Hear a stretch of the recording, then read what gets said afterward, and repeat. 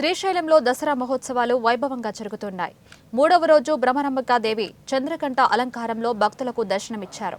అమ్మవారి ఆలయ ప్రాంగణం బయట ఏర్పాటు చేసిన ప్రత్యేక వేదికపై చంద్రకంఠ అలంకారంలో ఉన్న అమ్మవారికి పలు రకాల పూలతో అలంకరించి బిల్వ దళాలతో శాస్త్రోక్తంగా ఆలయ అర్చకులు, వేద పండితులు వేద మంత్రాలతో మంగళ వాయిద్యాల నడుమ సుగంధ ద్రవ్యాలతో ధూప దీప నైవేద్యాలతో పూజించి మంగళహారతులిచ్చారు. क्षेद्वारा श्री परमेश्वर नमः।